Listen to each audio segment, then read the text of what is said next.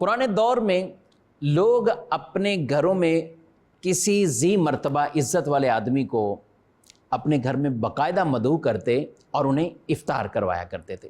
آج بھی مسلمانوں میں افطار کروانے کا بہت شوق اور جذبہ ہے، لیکن وہ ایک خاص کسی علاقے کے اندر یہ رسم تھی کہ وہاں کے جو بزرگ تھے ان کو بلایا جاتا تھا اور وہ ہر گھر میں جاتے۔ ایک دن کسی گھر میں گئے، اتفاق ایسا ہوا کہ ان کی الماری میں سے کچھ پیسے ہوا سے اڑے اور گر گئے۔ اتنے میں افطار کا وقت ہے، وہ کھانا لائے، افطار ہوا، سب کچھ ہوا، وہ بزرگ چلے گئے۔ اہل خانہ نے پیسے الماری میں دیکھے، پیسے نہیں تھے۔ ان کے ذہن میں بڑی عجیب سی بات آئی، اور بات یہی ہے کہ گھر میں تو وہی آئے تھے اور تو کوئی تھا ہی نہیں، لیکن پیسے موجود نہیں ہیں۔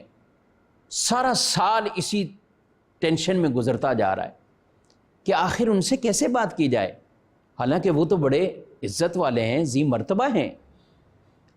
اگلا رمضان آ جاتا ہے، لوگوں نے انہی کو پھر دعوتیں دینا شروع کی، آئیے ہمارے گھر میں افطار کیجئے، ہمارے گھر میں۔ جب ساری افطار کروا رہے تھے تو یہ بھی نہ چاہتے ہوئے بھی دعوت دینے پہنچ گئے کہ ہمارے گھر بھی افطار کیجئے۔ انہوں نے قبول کی۔ جب ان کے گھر پہنچے تو ان سے رہا نہ گیا، اور یہ گھر کا سرپرست یہ ان سے کہنے لگا کہ ہم نے پچھلے سال بھی آپ کو مدعو کیا تھا، مگر ہمارے گھر میں ایک واقعہ ہو گیا، ہمارے اسی کمرے سے کچھ پیسے غائب ہو گئے اور وہ پیسے آج تک ملے نہیں ہیں۔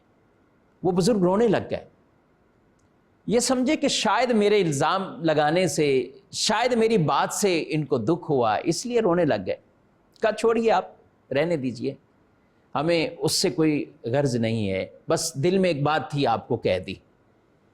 لیکن وہ بزرگ کہنے لگے، بات صرف یہ نہیں ہے، میں اس بات پر رو نہیں رہا کہ مجھ پر الزام لگا کہ میں نے پیسے آپ کے لے لیے، اس بات پر میں نہیں رو رہا، میں اس بات پر رو رہا ہوں 1 سال کا عرصہ گزر چکا ہے، 1 سال کا عرصہ آپ نے قرآن اٹھا کر نہیں دیکھا۔ کیوں؟ کہا آپ کے پیسے گرے تھے اور میں نے وہ پیسے اٹھا کر آپ کے گھر میں رکھے ہوئے قرآن مجید کے غلاف کے اندر وہ پیسے ڈال دیے تھے۔ میں نے کہا جب گھر والے تلاوت کرنے کے لیے قرآن کھولیں گے پیسے ان کو مل جائیں گے۔ آپ 1 سال تک اسی پریشانی میں رہے اور آپ نے قرآن بھی نہیں اٹھایا، اور گھر کے کسی بندے نے قرآن سال پورا نہیں اٹھایا۔ مجھے اس بات پر رونا آ رہا ہے کہ یہ مسلمانوں کا گھر ہے۔ ناظرین کرام، یہ ہم سب کے لیے ایک واقعہ ہے، لیکن دعوت اور پیغام بہت بڑا ہے۔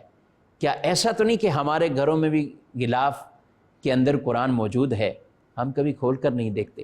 خدا را قرآن کی قدر کیجئے اور ان کی برکات حاصل کریں۔ ابھی تک اگر آپ نے قرآن مجید کی کچھ نہ کچھ حصہ تلاوت نہیں کیا، آپ آج سے ہی نیت کر لیجئے، اور نہ صرف رمضان کے بقیہ دن بلکہ ہر روز قرآن پاک کا کچھ نہ کچھ حصہ آپ دیکھ کر، کھول کر، باوضو طہارت کے ساتھ اسے پکڑیے۔ انشاءاللہ پکڑنے پر بھی ثواب، پڑھنے پر بھی ثواب، دیکھنے پر بھی ثواب، اور جہاں قرآن کی تلاوت ہوتی ہے اللہ کی رحمتیں نازل ہوتی ہیں۔